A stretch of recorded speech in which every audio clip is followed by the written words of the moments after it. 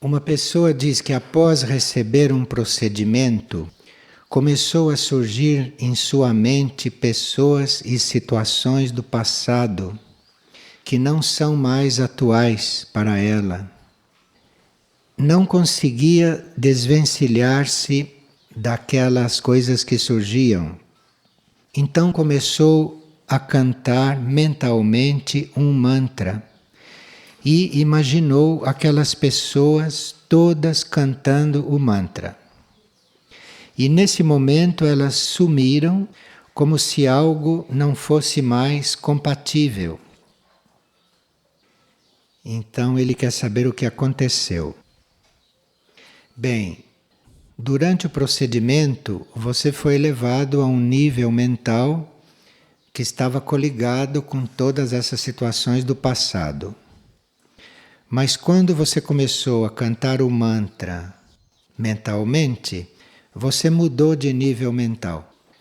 Passou para um outro subnível mental, aonde estas pessoas e essas recordações não se encontravam. Então você mudou de nível mental com a vibração do mantra. Uma pessoa está perguntando por que raramente ele sonha e pouco se lembra do que sonha. E a insônia, especialmente quando está aqui neste lugar, é muito frequente. E a insônia sinaliza algo simplesmente ou é uma dificuldade de adaptação aqui. Bem, a gente sempre sonha, porque quando o cérebro dorme, quando o corpo reposa, os corpos sutis saem. Então nós estamos sempre sonhando quando o corpo está dormindo. É que a gente não se lembra.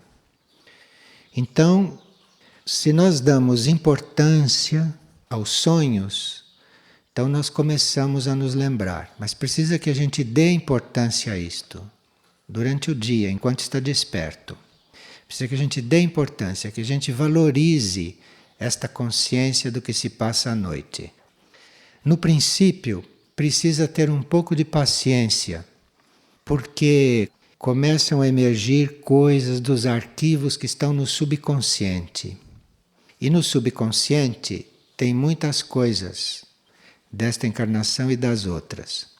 E no subconsciente, estas coisas se organizam, estas coisas ficam dramatizadas. Então a gente começa a sonhar com coisas que vêm do subconsciente que não tem nenhum valor simbólico e também não tem nenhum valor histórico de estudo, porque são pedaços de coisas que estavam lá e que vão se organizando. Isto acontece muito no início. São sonhos sem nexo, sem sentido aparente, a não ser esse sentido, que a gente vê que era um material todo caótico que começa a emergir. E quando este material caótico que lotava o subconsciente começa a emergir, vai esvaziando, então começam a vir outros materiais, talvez mais interessantes. Mas a gente precisa ter paciência com este início, porque é aquele excesso do arquivo que começa a aparecer, se juntar com outros pedaços, formar coisas que para nós podem não ter sentido. Ou então, neste princípio, acontece também da gente repetir as experiências do dia, começar a se encontrar em cenas, em atividades, em processos normais, comuns, do dia a dia. Isto quer dizer que é um sonho superficial, uma continuação do dia a dia. Pessoas que a gente encontra, coisas que se passam e que prosseguem à noite. Agora, se com tudo isto que não tem interesse algum, a gente persiste em se interessar pelos sonhos e querer, então começam a vir outras coisas. E é bom esse treinamento, é bom esse tempo que a gente leva lidando com este material mais assim superficial ou subconsciente.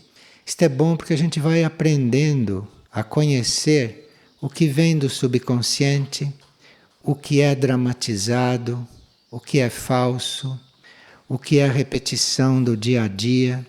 Você vai treinando nisto, vai conhecendo o material, você vai percebendo como é que isso acontece no seu mecanismo onírico. E quando começam os sonhos que são instruções, que são mensagens, ou que são vibrações, ou que são sinais, você já conhece os outros que não têm importância. E aí você vê a diferença, você vai aprendendo a ver a qualidade daquilo que vai acontecendo. Agora, a insônia pode acontecer por vários motivos, mas pode acontecer por estar havendo uma mudança no nosso processo de sono. Pode haver uma mudança. Por exemplo, se nós começarmos a dormir menos, isto é uma mudança no processo. Então, isto começa a mexer com o processo todo e nós interpretamos isto como insônia. Mas não é, é uma adaptação que pode estar havendo, que pode estar acontecendo. Agora, há um tipo de insônia que é uma espécie de recusa que a pessoa tem de dormir. Porque quando ela adormece, ela perde o controle sobre o que acontece. Quando vocês estão dormindo e sonhando, vocês não têm praticamente controle sobre o que acontece. E há pessoas que não querem perder o controle sobre o que acontece. E aí tem insônia. É uma espécie de defesa para não se entregar ao que der e vier quando o corpo físico e quando o cérebro dorme. Então, tanto pode estar havendo uma mudança, uma modificação no nosso processo de dormir, como pode ser uma recusa nossa de ficarmos soltos, libertos e livres durante o sono, de não ter controle sobre o que acontece. E uma pessoa está perguntando o que ela podia dizer a um filho que está anunciando que vai se suicidar. Precisa explicar para a pessoa que tenciona se suicidar que ela com isso não vai resolver nada, porque ela vai renascer no estado em que ela estava quando se suicidou, de forma que ela vai apenas transferir para a próxima encarnação aquilo tudo que ela não está aceitando. Ela vai nascer naquele estado que ela abandonou. Ela vai nascer naquele estado, então o suicídio nada resolve. Mas além disso, ela vai ficar experimentando, revivendo todo aquele processo da morte violenta, do suicídio, até chegar à data em que ela devia desencarnar. Então, se ela fosse desencarnar, por exemplo, daqui a 20 anos, ela passaria 20 anos desses mentais revivendo o momento do suicídio, que não é nada agradável, de forma que o suicídio é um engano que as pessoas cometem quando tentam se livrar de qualquer coisa. Agora, parece que, na maioria dos casos, o suicídio é um ato de vingança. Então, quando a pessoa quer se vingar de um outro, ou se vingar de qualquer coisa, de uma forma extrema, ele faz isto. Então, quem suicida, em princípio, é um vingativo. Pode ter outras qualidades positivas, né? Mas aquilo é um ato de vingança em princípio. Agora, isto de explicar para a pessoa que não vai resolver nada, mas que ela apenas vai transferir o problema para a próxima vez e vai ficar experimentando durante um longo período no plano mental ou no plano astral aquilo que se passou no ato do suicídio, isto pode ajudar alguém a se demover desta ideia.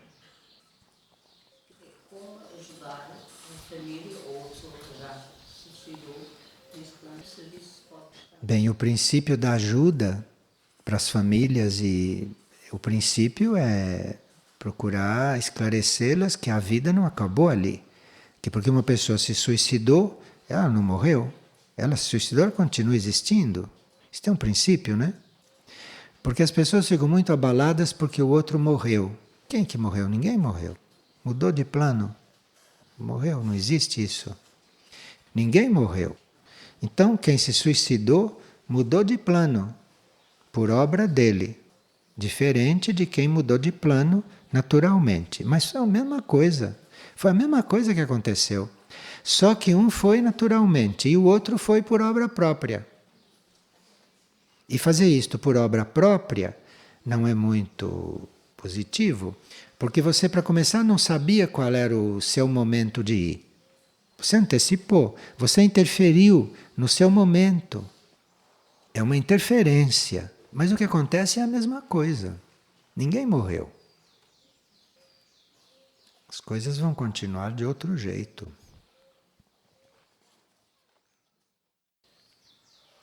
E uma pessoa está perguntando qual é o significado da frase de Cristo: o que fizeres a um destes pequeninos, estareis fazendo a mim.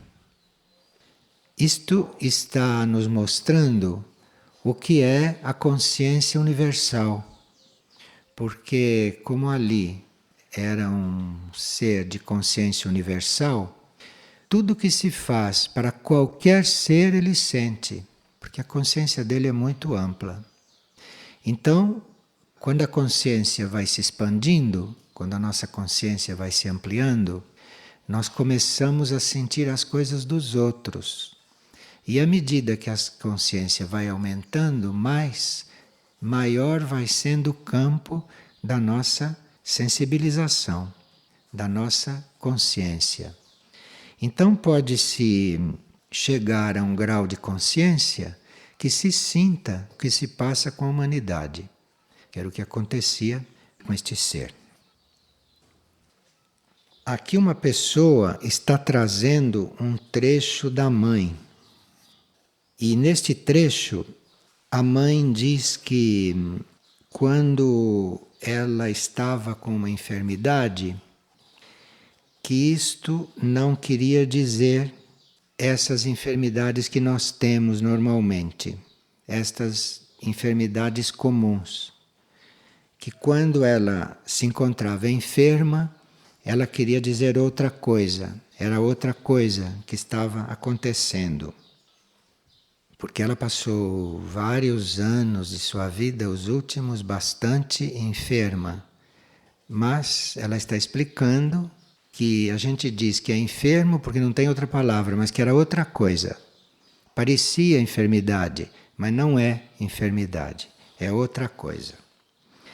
E a pessoa quer então saber o que é isto. Bem, existe esta enfermidade que todos têm ou quase todos têm. Mas existe um processo de transformação das células que não é conhecido pela medicina e que então é considerado enfermidade. Aquilo não é enfermidade, aquilo é um processo de transformação das células muito consciente para as células. Então, uma célula pode estar doente, outra célula pode estar se transformando conscientemente. E isto é interpretado como enfermidade, porque sai do normal. E às vezes são grupos de células que estão neste processo, às vezes é a maioria das células. Então nós podemos estar num processo de transformação celular que dá aparência de ser doença. E aí é preciso clareza, é preciso visão diferente das coisas, não a visão normal da medicina, porque os sintomas são os mesmos, mas não é doença. Essa transformação celular é uma liberação da luz que existe dentro da célula. Toda célula tem luz no seu centro mais profundo, no seu centro mais íntimo. Então, quando essa luz começa a se liberar, quando essa luz começa a crescer e começa a se expandir, então a célula tem um processo de transformação. Ela vai ficando mais sutil. Isto geralmente começa na célula quando a consciência do ser começa a despertar para a luz interna. Então, se nós estamos buscando a luz interna, se nós estamos buscando o nosso ser interior, a nossa consciência superior, isso estimula as células materiais do corpo, elas também a buscarem a sua luz interna. Elas ficam estimuladas a fazer isto. Então, assim como acontece uma transformação na nossa consciência, por causa desta busca, começa a haver uma transformação nas células também, porque elas também estão buscando esta luz dentro dela. Então, à medida que nós vamos ao encontro do nosso mundo interno, as nossas células que forem despertando, à medida que nós vamos despertando, elas também começam a se dirigir, começam a se voltar para esse seu centro. Isto é muito importante que aconteça nos corpos, porque isto é o que a gente chama a elevação da matéria. Isto é o que a gente chama da sutilização e do aperfeiçoamento da matéria. A matéria começa a se sutilizar, a matéria começa a evoluir, não é quando você faz coisas de fora para dentro. A matéria começa a evoluir quando cada célula começa a buscar a sua própria luz. Aqui é um trabalho em colaboração.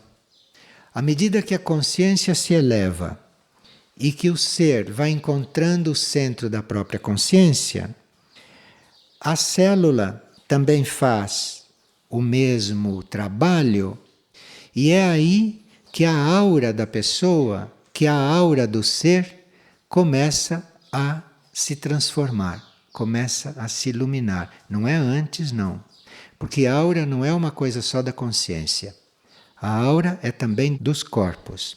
Para um indivíduo ter uma aura abrangente, ter uma aura sutil, está servindo através da aura, é preciso que haja esses dois processos bem combinados, bem harmonizados, da consciência do indivíduo buscando o seu interno e da célula buscando o seu centro e começando a irradiar a sua luz. Isto perfeitamente combinado dá esta aura que nós todos precisamos para servir à distância, para agirmos à distância, para curar à distância. E aí, dependendo da potência da aura, do magnetismo que vai se desenvolvendo, então o trabalho e o serviço vai aumentando. A mãe trabalhava neste terreno, claro que não assim neste princípio elementar, como se estava descrevendo, mas já estava muito avançada neste processo. Então, por estar muito avançada neste processo, as células físicas eram submetidas a uma pressão, eram submetidas a uma estimulação de níveis muito profundos daquele ser. Então, os mal-estares físicos eram talvez maiores do que os mal-estares de uma pessoa normal. Mas isto por causa da doação daquele ser de transformar as suas células, de doar o seu corpo para este trabalho de laboratório. Então aqui as anormalidades, digamos assim, dos corpos eram não só muito mais incômodas ou muito mais dolorosas, como também incompreensíveis para quem assistia ou para a medicina da época. Como ali havia uma consciência na mãe, não só de trabalhar as próprias células e os próprios corpos, porque isso ela já havia feito em encarnações anteriores, mas ali havia uma consciência de preparar nas próprias células as novas etapas da humanidade. Então, para ver, por exemplo, na humanidade toda, para ver em nós todos, este trabalho celular, natural, espontâneo, é preciso que algum pioneiro faça isto com seu esforço, conscientemente, senão a humanidade não faz. Senão isto não passa para a humanidade. Então ela nas células estava eventualmente vivendo um processo de uma forma pioneira. Por isso é que ninguém compreendia. Por isso é que para todos aquilo não tinha cura. Porque era uma forma pioneira de trabalhar, de servir, de viver, de sentir, de experienciar. E quando um ser, ou mais de um ser, é pioneiro neste sentido, consegue no próprio corpo, nas próprias células, esta transformação, esta mudança, isto é feito pela humanidade e para a humanidade, porque isto abre a porta para ir acontecendo com outros membros da humanidade e posteriormente com a humanidade toda. Então o trabalho deste ser, da mãe, não era um trabalho sobre si própria, não era um trabalho só sobre o próprio ser. Era um trabalho que visava antecipar etapas da evolução humana. E isto fica bem registrado naquela série de livros que se chama Agenda. E uma pessoa pergunta quais são as etapas que devemos seguir para encontrar o nosso eu interno. Então, se nós estamos querendo seguir as etapas para encontrar o eu interno, as nossas células já começam a ser impulsionadas também e já começa a acontecer um trabalho nelas. Bem, nós temos 3 etapas para chegar nesse conhecimento interno. São 3 as etapas. Na primeira etapa, nós temos todas as provas da vida pelas quais nós passamos. Para que a gente emerja, para que a gente saia deste tipo de provas que a humanidade normal tem. Então, nós temos que ser retirados desta vida humana comum. Temos que ser erguidos deste modo de passar por provas que todo mundo passa.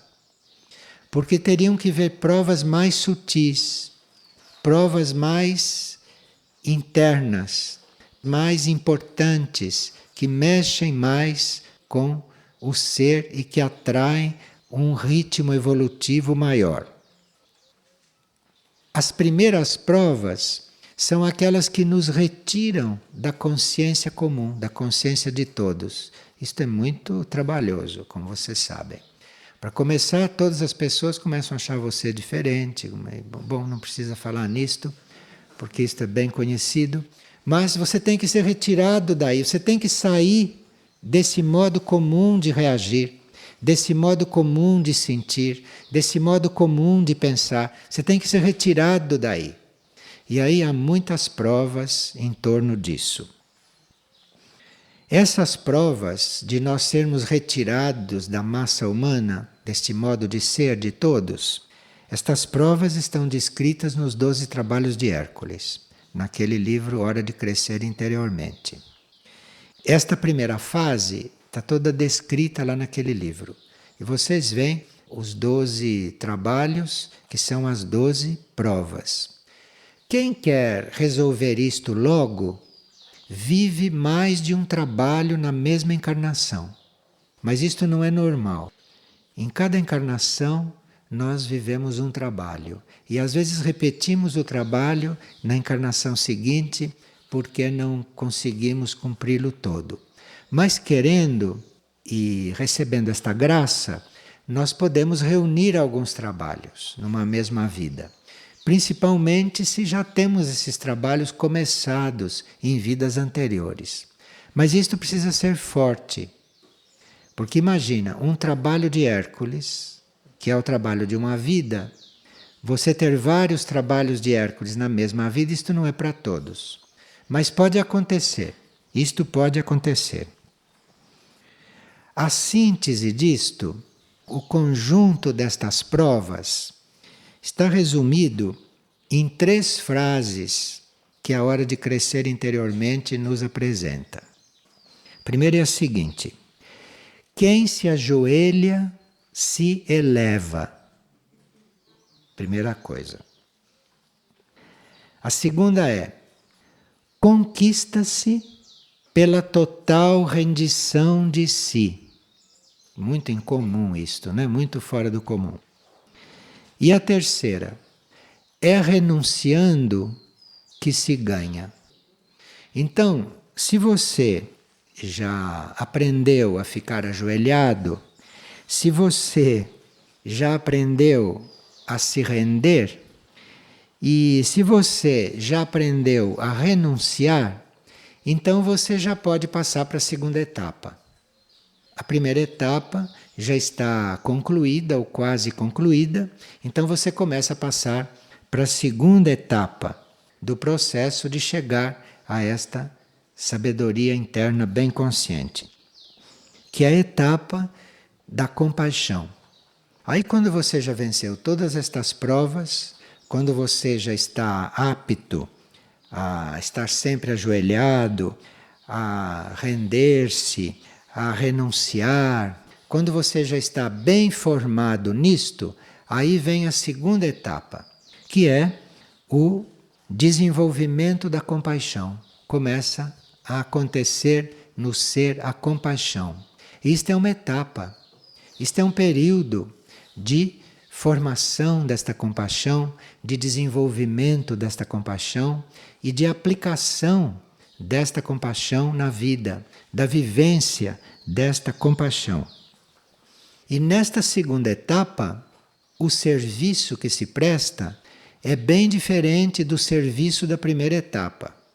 Na primeira etapa, nos 12 trabalhos de Hércules, nós servíamos a humanidade nos planos gerais. Mas nesta segunda etapa, na etapa da compaixão, o serviço é outro. A compaixão significa ela estando sendo irradiada, a compaixão estando sendo exercida, significa luz para o plano mental da humanidade. Então a gente pensa que a compaixão é uma coisa que funciona só aqui, não é?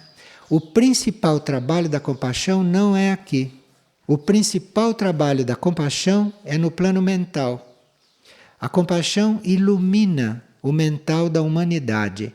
Este mental maciço, este mental comum, isto só é iluminado pela compaixão.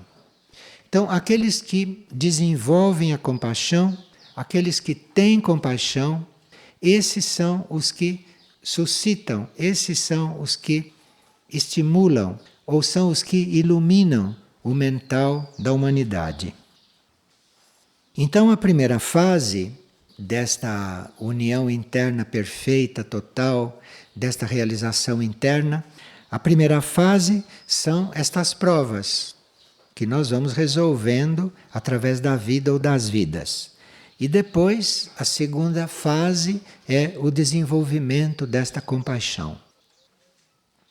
A terceira fase desse desenvolvimento é a energia do amor-sabedoria, que é o raio deste sistema solar, né? Que é a energia deste sistema solar. A energia deste amor-sabedoria penetrando os nossos corpos materiais.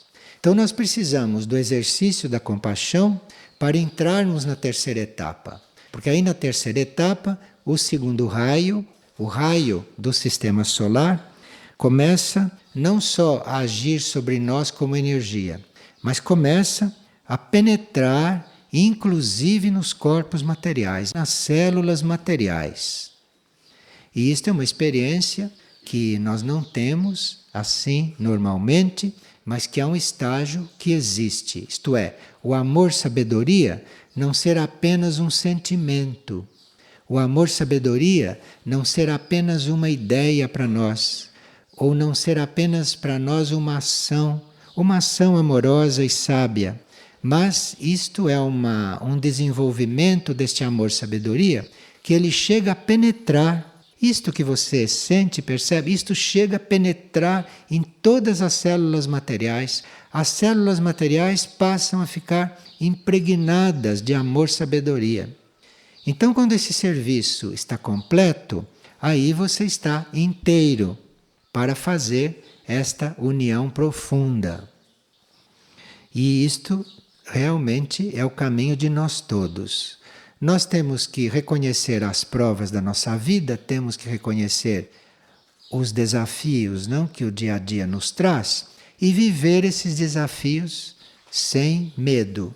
Viver esses desafios com decisão, com inteligência e vivendo da melhor forma possível. Isto é o trabalho que vai acontecendo em nós.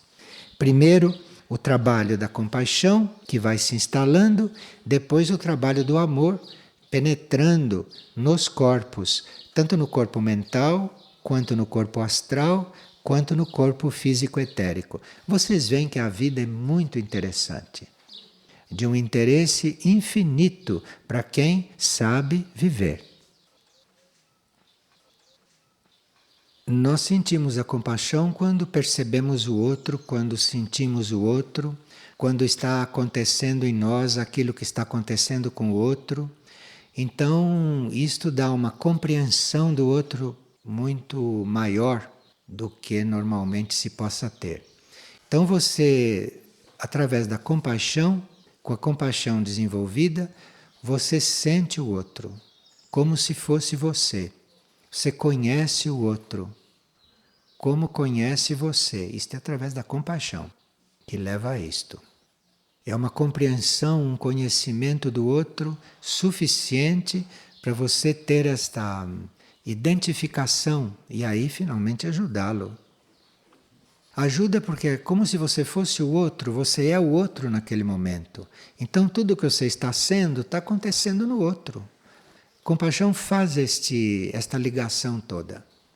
Não no plano emotivo, né? Mas num plano bem maior.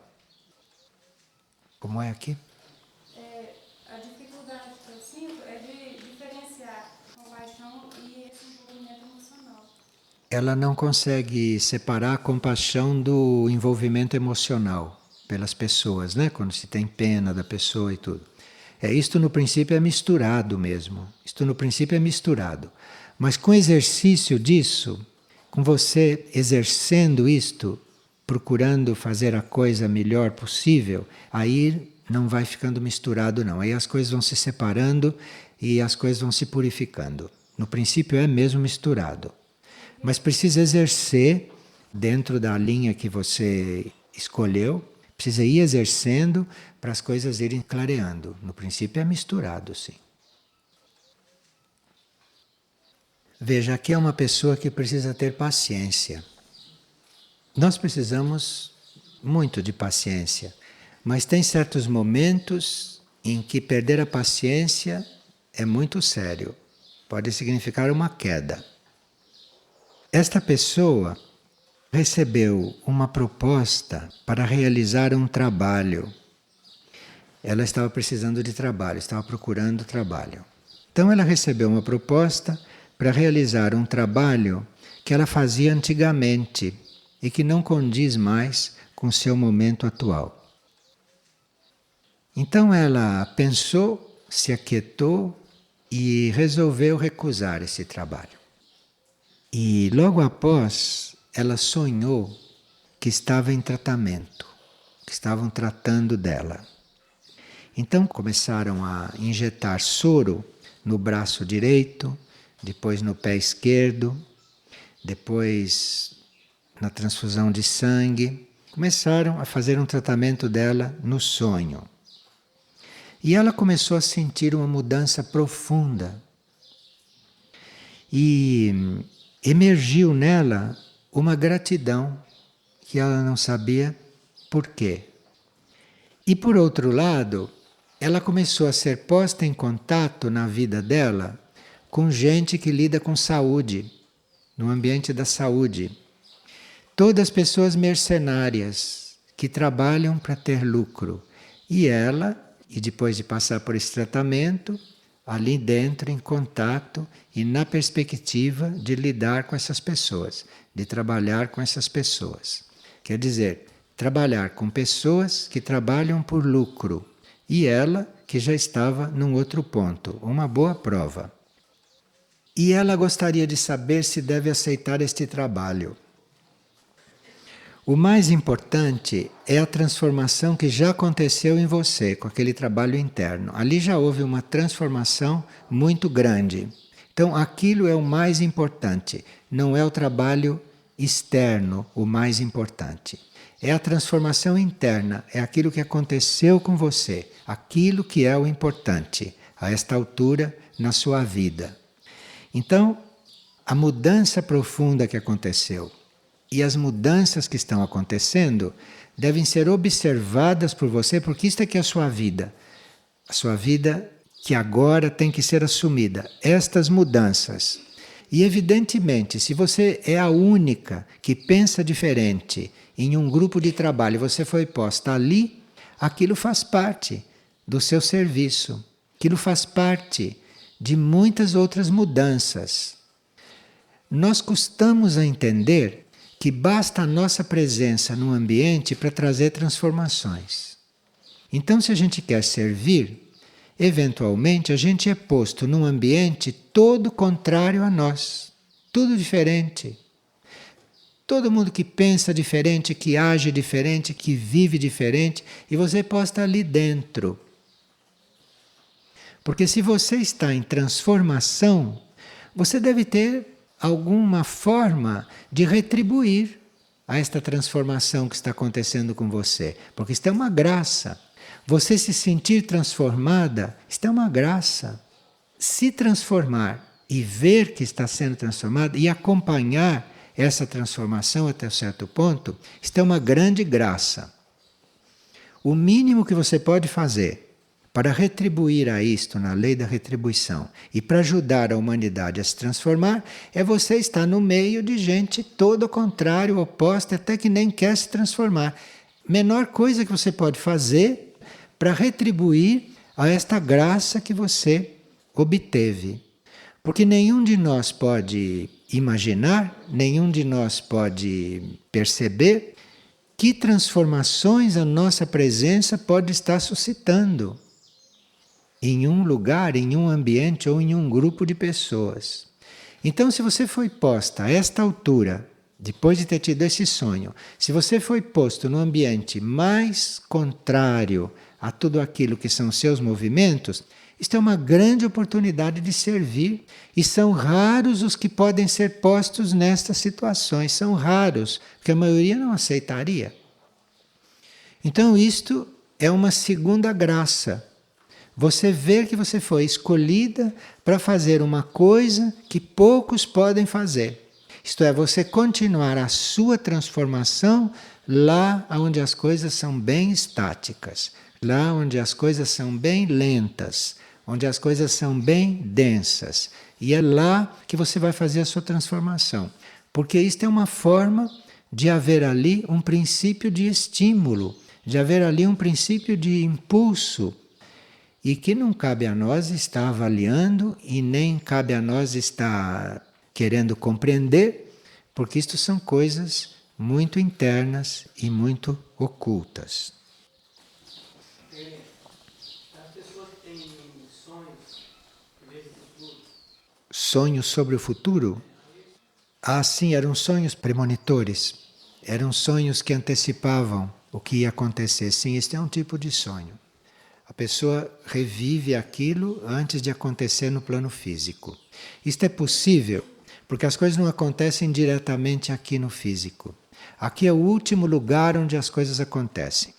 Quando acontece uma coisa aqui, é porque ela já aconteceu no etérico, no astral e no mental. Em todos os níveis.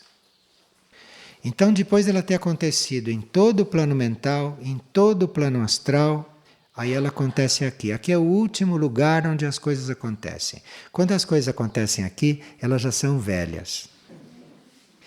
E a premonição é você ter a percepção ou a visão desta coisa enquanto está descendo, antes de chegar aqui.